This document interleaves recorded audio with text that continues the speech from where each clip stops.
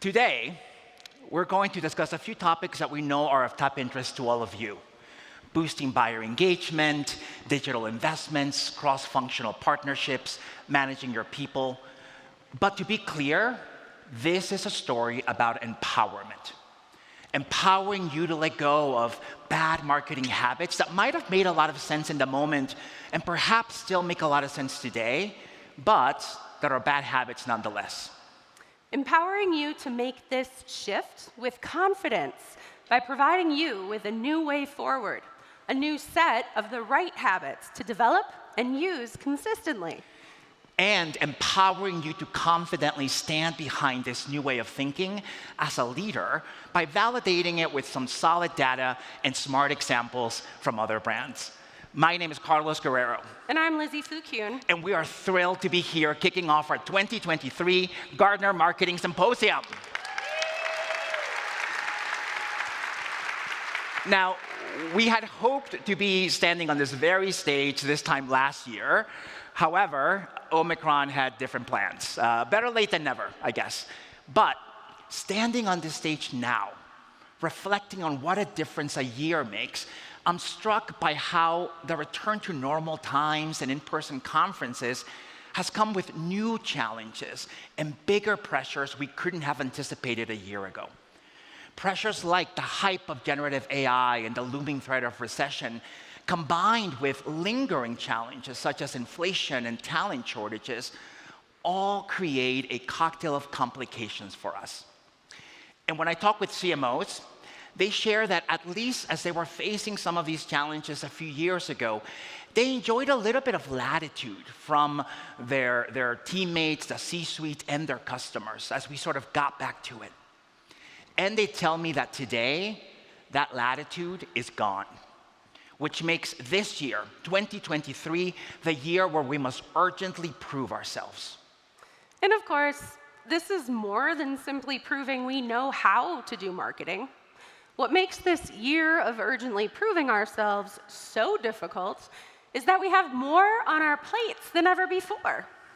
We know many of you have made massive investments over the last few years. And with more technology and more data come new talent needs and heightened expectations. Adding to this complexity, marketing's remit has significantly expanded as companies continue to invest in the digital customer experience. We own more things and are investing in more things than ever before. But what meaningful returns are we getting from these expanded responsibilities and new investments? Today, in 2023, the safety nets are gone. The time is now to deliver profitable growth from all these digital marketing bets. The time is now. And let's be clear, we need to prove that we can deliver profitable growth, which is quite different from growth at all costs. A few years ago, some companies could get away with big investment in growth areas like digital commerce, for example, where we sort of knew we needed to invest in, but where we didn't pay too much attention to the margins. But now, growth for growth's sake is a thing of the past. We know that 38% of business leaders report that they have, in fact, shifted their focus from revenue growth to margin growth. And what might be more concerning news, and certainly adds a little bit of urgency to all of this, is that 67% of CFOs believe that the last 3 years of digital spending has not met enterprise expectations. So simply placing bets on things like personalization or e-commerce in hopes that they will pay off someday is no longer a viable strategy. We need to prove the profitability of these investments now. And we're hearing this pressure to prove ourselves from many of you. In our most recent CMO spend and strategy survey, 75% of CMOs agreed that their organization faces pressure to do more with less in order to deliver growth in 2023. While budgets might have ticked up last year, those budgets have not kept pace with the digital business expansion that many CMOs have made over the last few years. And candidly, many of you share that you're just plain exhausted, right? So a little bit less in the tank than before. This brings about this interesting dilemma. 2023 is the year where we need to urgently prove ourselves with less. How have CMOs reacted to this dilemma? We've found that many CMOs are responding to this in a surprising way. And frankly, this might be a little difficult to hear. In the face of increased budget scrutiny and the pressure to prove the ROI of marketing spend, we've actually seen CMOs take more on, adding more to their plate. And they're doing this as a protective measure. Sure, we're barely keeping up with existing resources, but I'll take on more projects and add new responsibilities to my remit, because the more productive I am and the more productive my team is, the more valuable we're perceived. We call this response as CMOs donning the armor of activity. This is the sense that we protect ourselves by showing how much we've done, how much we're doing, and how much more we're willing to do to attack a specific business problem, such as proving profitable growth. Now, like any typical armor, this one has many pieces to it. But a big piece of that armor, and the one that we hear about most often, showing how much we're doing to get closer to the customer. Trying to be present everywhere our customers are. And this means, of course, more integrated data, larger technology stacks, more relevant customer journeys, and more digital outreach. More. However, one big problem with our customer-focused armor of activity is that it's leading us astray into a series of escalating and, frankly, unprofitable investments. We are being held captive by the tyranny of more. This year, 2023, the year to urgently prove profitable growth, we need to shed the armor of activity and free ourselves from the tyranny of more. That is the holy grail for marketing leaders. But how do we do it? And is Gartner saying that focusing on the customer is wrong? Absolutely not. Nope. It turns out there's a new way forward. Gartner research reveals a different and better way to drive profitable growth by focusing on the customer in the right way. We call it catalytic marketing. And we're going to unpack this concept for you across our presentation today. But at a high level, catalytic marketing is all about engineering a few meaningful experiences that spark real and lasting changes in our audiences, even when we're not directly engaging with them. We will also teach you that catalytic marketing must be supported by catalytic leadership, a distinct management orientation that allows you to create and deploy these experiences, but also empowers you as leaders from giving in to the pressure of more is better. We will orient you to this leadership mindset, but for now, know that catalytic leaders demonstrate the required clarity, connections, and courage to shed the armor of activity with confidence. Now, before we dive into all this, we need to understand what this armor of activity actually looks like, how it weighs us down, and why it's so hard to let go of it. We need to understand the problem that we're trying to solve before we solve it. All this talk of the armor of activity made me think of Monty Python and the musical Spamalot. You are probably wondering why, because it's a very big leap. But I spent weeks around Spamalot. One of my many jobs in college was with its original touring production. I wore killer bunny slippers around all the venues to encourage people to buy them. Hashtag, if you know, you know. And if you don't, it's funny and ridiculous. But for those of you who don't know, Spamalot is a retelling of the legend of King Arthur and his Knights of the Round Table as they embark on a quest for the Holy Grail. And we're all on our own quest for the Holy Grail of profitable growth. To protect our path, we've put on that armor, and it's weighing us down. Customer obsession is the shield in our armor of activity. It's our selfless justification for all things more. We define customer obsession as a state of hyper-focus on uncovering, generating, tracking, and responding to customer signals. If customer understanding is a healthy dose of these things, then customer obsession goes too far, to unprofitable extremes that customers find intrusive. Frankly, our customer obsession has become an unhealthy addiction. Because when the customer's at the center of everything you do, you try to meet customers where they're at across every single channel. And we try to provide value across all those channels, aiming to achieve a 100% frictionless, fully harmonized, and completely connected customer experience. But few actually succeed. Customer obsession has us trying to be present across more channels by using more marketing technology, all in the hope of collecting more customer data so we can facilitate more personalization. Let's take a closer look at our shield of customer obsession, starting with channel investment. Chances are you're responsible for more channels than ever. In fact, the average multi-channel marketer oversees 9 different channels. That's a lot of things to try to string together in a sensible journey, and a lot of touch points and programs to orchestrate. Despite overseeing so many channels, marketers plan to add even more. In fact, 80% of marketing leaders are adding emerging channels and marketing technologies. That's 80% of digital marketing leaders donning the armor of activity and trying to fortify their shield of customer obsession. The second part of our shield is our tech stack. You're likely seeing your tech stack mushroom into something that feels unmanageable. Consider this.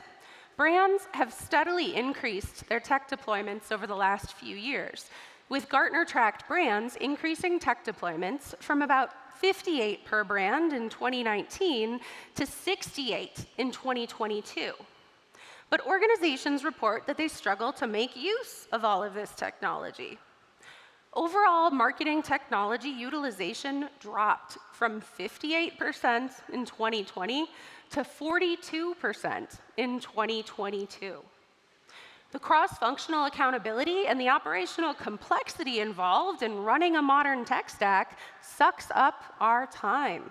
It leads to unproductive collaboration on digital initiatives. Which brings us to the third part of our shield, customer data integration. Most marketers that we talk to are still pursuing a 360-degree unified view of the customer. And in a recent survey, they told us that they've invested so much in customer data integration that they have to see the effort through to completion. But get this, 72% of marketing leaders who believe they need to unify all their customer data also believe that the more data they collect, the less benefit they see. Lizzy, say that again for the people in the back. 72% of respondents who believe they need more data also believe that more data is making them less successful. That is the tyranny of more. We're stuck pursuing more and more, even when we believe we're getting less and less.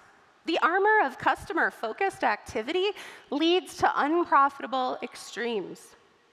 That being said, maybe our investments aren't realizing value yet, but we made them for good reasons. We all thought customers wanted us and expected us to know them and meet them where they are. But we surveyed customers and learned a sobering lesson. Customer obsession isn't even customer-centric. Donning the armor of activity leads us to not only do more for the customer, but also to the customer. At worst, the armor of activity makes us no longer customer champions, but conquerors. The truth is, customers don't want us to be obsessed with them. And that brings us to the last part in our shield of customer obsession, personalization. A majority of customers don't want to receive more relevant messages in exchange for their personal data. And the more of their personal data we use, the creepier and more intrusive they find our personalization. Conquering our customers through customer obsession isn't working. And you're likely feeling it too. Customers are pulling back and disengaging from us. In the last couple of years, open rates have declined, even though email volume has increased. Engagement on Instagram is in decline, and bounce rates on brand websites have gone up, even while time on site and pages per visit have gone down. At the same time, we're battling the forces of regulation and the fact that much of this tracking is increasingly opt-in rather than opt-out. Looking at it this way, the underperformance of digital makes perfect but unfortunate sense. At this point, you might be thinking, what have I done? Yeah, Lizzy, I think we could all use a little optimism here.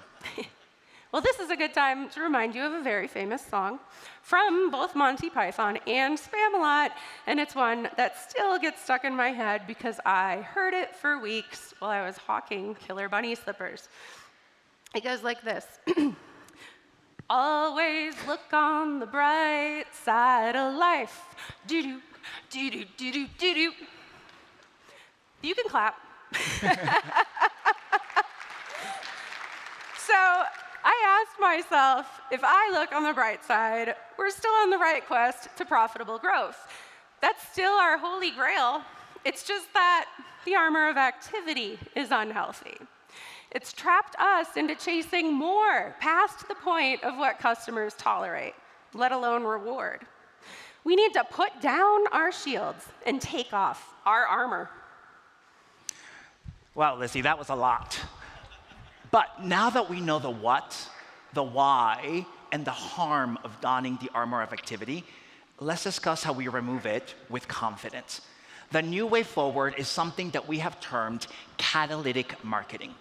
This has the potential of helping you engage with your customers in a meaningful way that delivers profitable growth without defaulting back to the tyranny of more and customer obsession.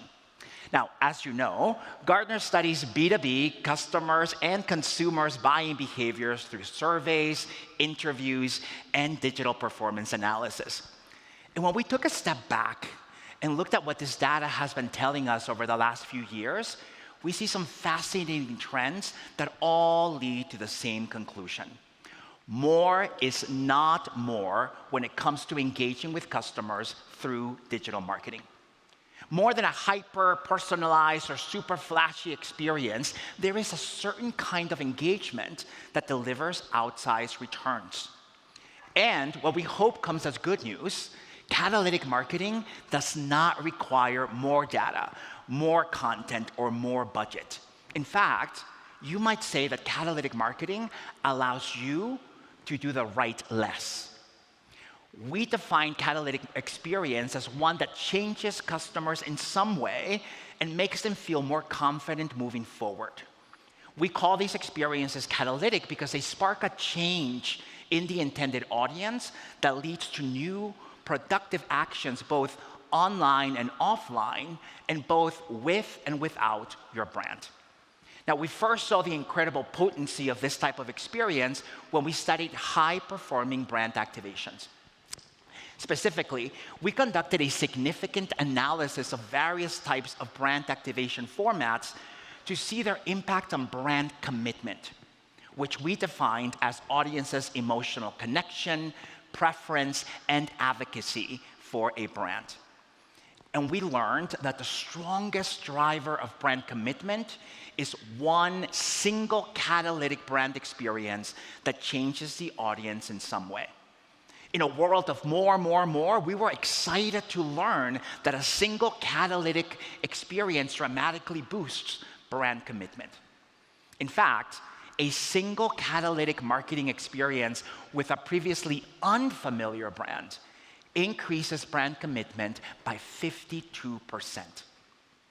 And what should be very welcome news is that when we talk to the intended audience of these experiences to dig further in terms of why it had such an impact on them, they didn't talk about the flashiness of these experiences or thinking that the brand had gone above and beyond or that the message was being super targeted and personalized to them.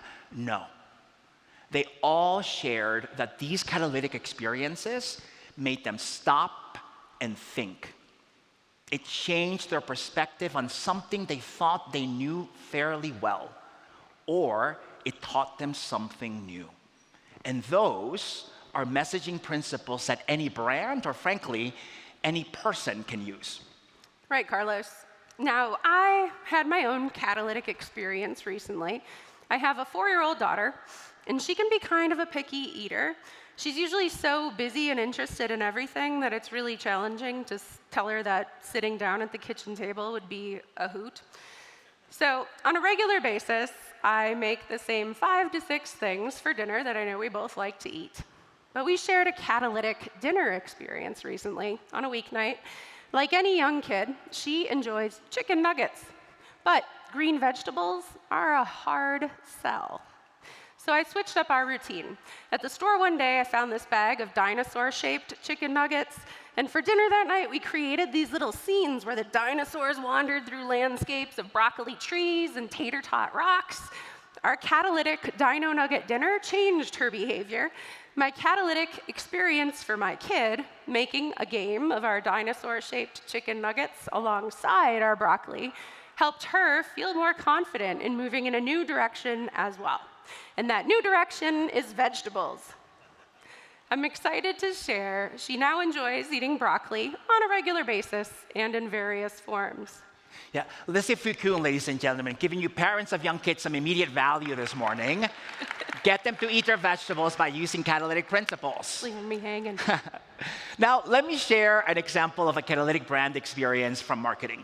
This is a B2B example, and it comes from John Deere, and it's a recent play that they made for trade shows. Now, I know many of you attend trade shows, either as spectators or staffing your own booths. So you know all too well the typical approach to trade shows, right? To throw everything but the kitchen sink at these events, whether it's going to as many trade shows as possible, or putting as many products inside our booths, or having the most extravagant and memorable booth possible. More. John Deere took a very different approach when they exhibited at the 2021 CES conference. Now, John Deere has exhibited at this conference for the last few years, but in 2021, ahead of this really important event for them, they sent Oculus headsets to key journalists, offering them an immersive virtual reality experience of common activities from the very unique perspective of the land being farmed, with John Deere's technical precision, of course. Now, this goes beyond watching the equipment in action up close and personal. This allows them to experience new things, like the seed going into the soil at just the right spot in just the right depth. Truly a novel and unexpected approach. But beyond the cool factor of VR, it fostered in these journalists a deeper sense of understanding and empathy for farmers. If you were a journalist covering the agriculture beat and you thought you knew everything there was to know about this topic, this experience gave you a new and unique point of view that will stay with you for a long time. If you were a journalist covering technology and not easily impressed with, let's say, precision, this experience gave you something new about the marriage of technology and farming that will stay with you for a long time. That's catalytic. And it's worth mentioning that John Deere put a version of this experience on their website for easy sharing by these journalists, influencers, and customers themselves to scale its impact. And they have seen a sustained year-over-year lift in site traffic following this activation. We're not saying that every catalytic experience needs to be something as involved as that.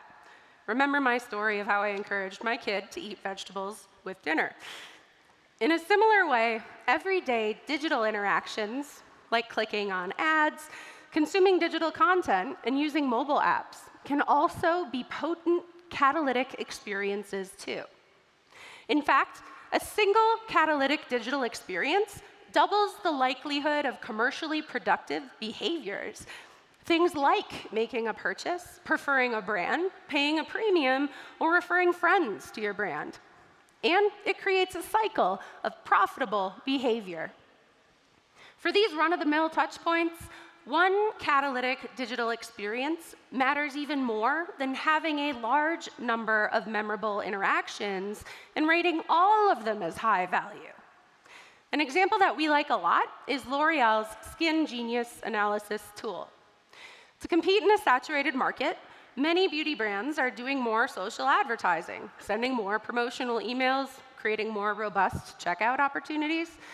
But what L'Oreal does is very different.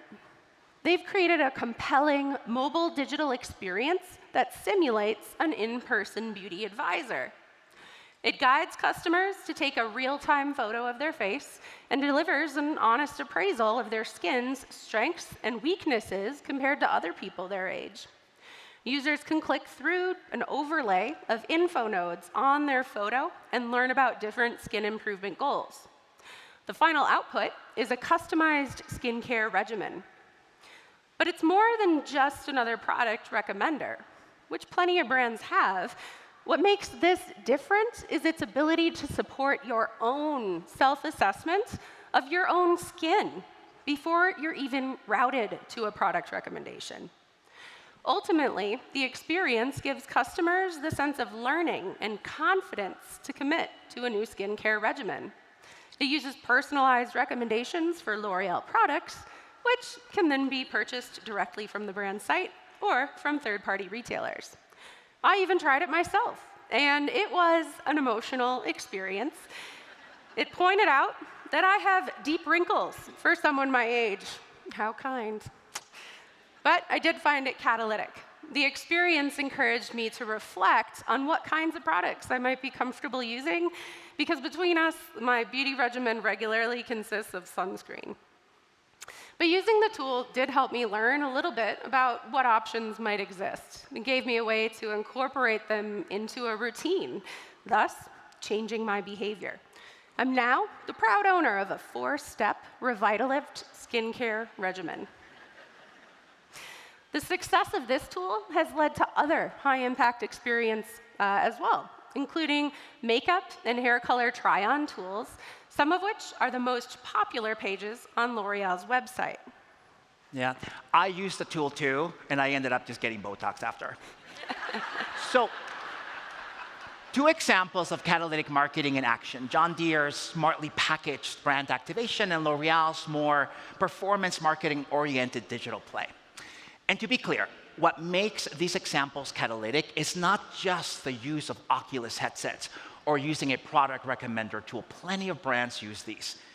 What makes these examples catalytic is how they deliberately use these to elicit a moment of self-reflection, and through this, bring about a significant and lasting change in their target audience.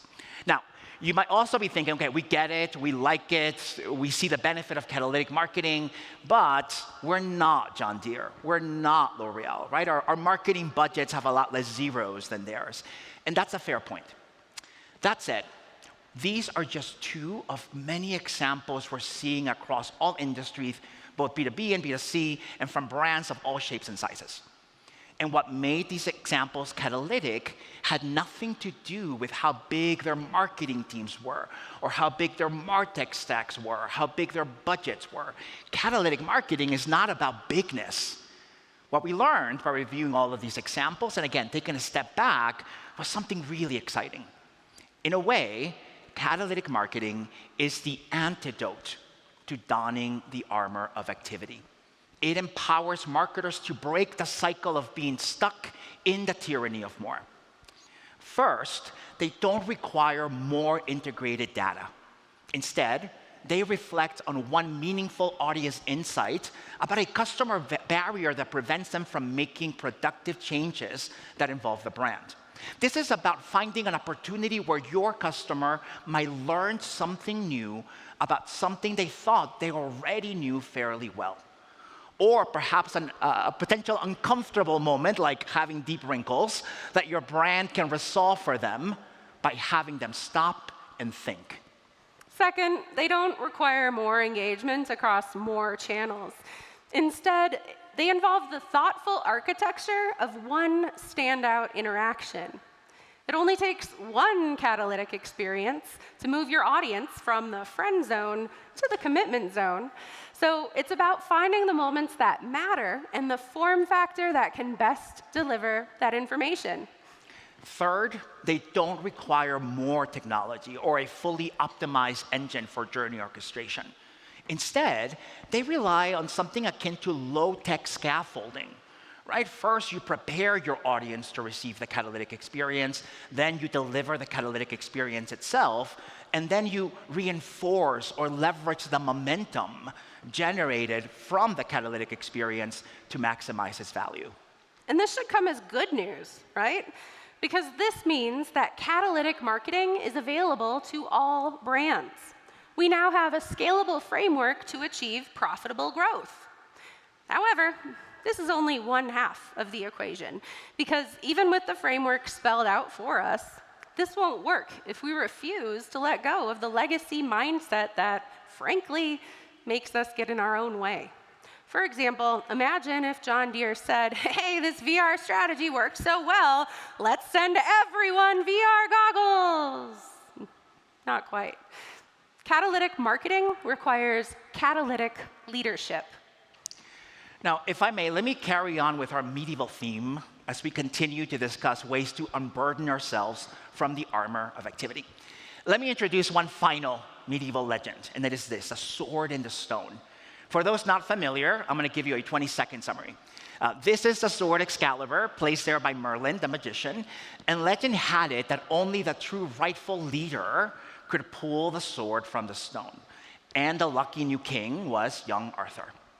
However, before Arthur, many people tried, exerting or wasting a lot of energy, effort, and emotions to no avail. Okay, now back to current times. Unlike the sword in that story, which was only meant for one, catalytic marketing and its awesome powers are available to all of us. But just like in that story, the way to release the sword and its awesome powers is not to put more force into it. It's not about trying harder and harder to the point of exhaustion. And it's not about trying to find the right armor of activity. We hope that by now you recognize that that does not exist. To get catalytic marketing right, it will require a fundamentally different form of leadership to refocus our teams. We need to collectively agree that more is not better, more is not safe, and that more does not get us more. And instead, empower our teams to create fewer but more meaningful experiences. That's catalytic leadership, and it's a critical part of us removing that armor of activity. So let's make a pivot from effective customer engagement and start looking inward and discuss what catalytic leadership means and how you and your teams can start making this shift. Now, there are three essential characteristics of catalytic leadership, and you're going to see those in full display across this conference: clarity, connections, and courage. We're going to introduce and provide some color to each one of these characteristics, and more importantly, direct you to the sessions that will show you how you can embody these, become a catalytic leader that can support catalytic marketing. Now, for the remainder of our time together, we'll give you language and guideposts to help you on your new quest to become a catalytic leader. The first characteristic is clarity. Catalytic leaders define a shared vision for precisely how to change customer actions. They execute that vision, and they plan ahead for disruption. They use scenario planning, chaos engineering, and other future sensing methodologies because introducing uncertainty into their organizations helps them avoid distraction and persevere with well-founded strategic choices. Doug Milliken, the VP of Marketing Transformation at Clorox, exemplifies clarity. Where other marketers treat personalization as a marketing tactic for sending more data-driven and narrowly targeted messages, Doug intentionally constrains the number of personal data dimensions that can be used to drive scale and efficiency in personalized messaging. He describes personalization as a productive asset, like a factory, one that can be optimized and resourced cross-functionally. And Clorox's CEO, Linda Rendell, reinforced that strategic vision on earnings calls. In Q2 of 2023, she said, "We had our highest ROI marketing in this last period due to the personalization efforts that we've taken out. It's allowing our money to work harder." Just imagine how this more strategic application of personalization could fuel catalytic experiences. If personalization is a productive enterprise asset, then it can be deployed at scale to catalyze customer learning and confidence. Over the next 3 days, you'll learn how to achieve strategic clarity through sessions like icebergs and asteroids, how to evaluate changing conditions and adapt your marketing strategy, and the 3 priorities of successful brand leaders and how to achieve them. As a teaser, we found that brand leaders who prioritize approaches to scenario planning and execute those plans proactively were most likely to exceed performance expectations. It's easy to perceive some of these future sensing activities, like scenario planning or horizon scanning, as ridiculous ideas. But they're key to achieving clarity, key to dismantling the armor of activity, and key to becoming a catalytic leader. Now let's talk about the second C of catalytic leadership, which is connections. Catalytic leaders connect data, capabilities, and people in a holistic approach. They worry less about functional monikers and focus more on the work that needs to get done and the skills required to deliver high-performing outputs. They also prioritize building capabilities, in some cases brand new capabilities, that support holistic management of data and channels. Again, further breaking down silos in order to deliver results. A great example of building catalytic connections comes from Kaushik Gate, the head of marketing analytics at HDFC, an Asia-based bank. Kaushik noticed something many of you have likely seen at your own organizations: a very inefficient and siloed customer engagement process. Now, the typical solution to this problem, and we see it all the time, is marketing attempting to integrate all possible customer data sources, right? That's the armor of activity mindset in full display. Instead, Kaushik's team forced difficult but super valuable conversations about the possible trade-offs of customer engagement efforts by posing what-if scenarios using available data sources supported by causal AI. Essentially, what would happen if customers never saw a particular offer? In addition to driving formerly siloed groups to connect with each other, this approach allows HDFC to measure the efficiency of every dollar spent and lead to less, not more, better targeted and more profitable customer engagement efforts. Just imagine what this approach could unlock for your organization, right? It provides hard proof of the value of customer engagement efforts told through cause and effect narratives to inspire creative, critical thinking, and aligns or connects internal partners. During this conference, you will have opportunities to see more examples of connections in action through sessions like Reset Your Relationship with IT to Maximize MarTech ROI, and Multi-Channel Marketing Strategy, What's Best in Class Tomorrow. For example, you'll learn how digital marketing leaders are seeing the best results from de-siloing their channel strategies, moving from channel-specific customer journey execution to adaptive cross-channel journeys.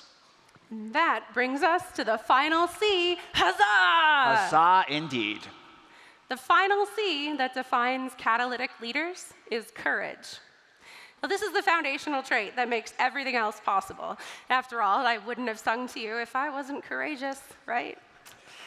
Catalytic leaders protect their teams. They purposely constrain what they do, and they work to defend these choices to their business partners.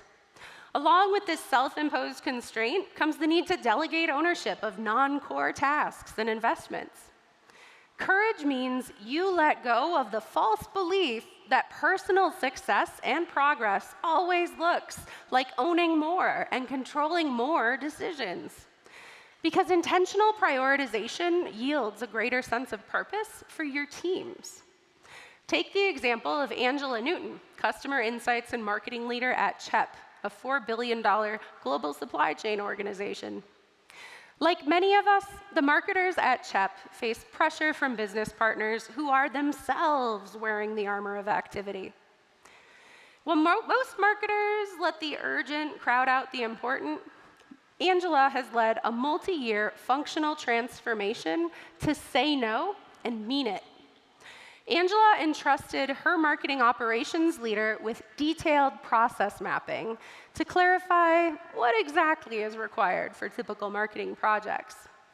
At the same time, she courageously coached her team to recognize the people-pleaser tendencies in themselves and set appropriate boundaries. It allowed her team to say no. They pushed back on rushed requests from business partners. Angela said, "I'm so excited to see how this approach has removed the stress and emotion created by random reactive requests to the team and has moved us into a secure position as business partners in pivotal commercial decisions." In a sense, what Angela has done is catalyze confidence and productive change on her own team. You'll learn how to apply courage this week in sessions like Don't Just Add to Your Customer Experience, Subtract from It, and our signature series, Gartner's 2023 CMO survey, Marketing Focuses on Efficient Growth in a High-Velocity World. For example, you'll learn that the most successful CMOs let go of authority and empower cross-functional teams to decide how work gets done. They have the courage to shed the armor of activity and push back against the tyranny of more. But they also have courage to take on new dragons like generative AI, social political crises, and other disruptive dragons that we can't even imagine yet. Dragons? Yep, Carlos, I said dragons. Regardless of your feelings on dragons, let's get you all started on this empowerment journey. In the Conference Navigator app, you can filter the agenda by topics to find sessions aligned with each of the 3 C's. Think of this as your catalytic map. And we're also providing you with a catalytic worksheet. This will help you document your critical goals, your challenges, and how the insights you learn at this conference will help you close those gaps. Now, to access this, you can point your phone at the camera, with your camera at the screen behind me at the QR code, and this will take you to a 2-page Google form. You can email this form to yourself, come back to this across the next 3 days, again, as you learn more and more from us. This is your form, so nothing you share here will be shared with anybody else. Now, I would strongly encourage you to open this document immediately after this session and give some thought to completing the first substantive field, which is your mission-critical customer engagement strategy. What do you need to get right this year? Aim to complete that field between this session and lunch. With these insights in hand, a good map to guide you, and a worksheet to keep you honest on making some of these changes, we hope you're ready and excited about spending the next 3 days with us. Yeah, we started this presentation by saying that this is a story about empowerment. Empowering all of you to succeed in 2023, the year where we have to urgently prove our profitable growth with limited resources. Our hope for all of you is that this is the year where we vanish the phrase, do more with less, and instead feel empowered to do the right less. We should feel empowered to break free from the tyranny of more and finally remove the armor of activity, which leads to counterproductive behaviors like an unhealthy customer obsession. And we should feel empowered to adopt an alternative approach, the right less, which we call catalytic marketing, which catalyzes a change in our audience and in ourselves. And we should feel empowered to make some leadership shifts by embracing the 3 C's of clarity, connections, and courage. And now you have the tools to help you successfully shift from simply growing marketing scope to instead growing marketing's success as an efficient growth engine for the enterprise. We're ready to be your guides on this quest. Thank you. Thank you. Enjoy the conference.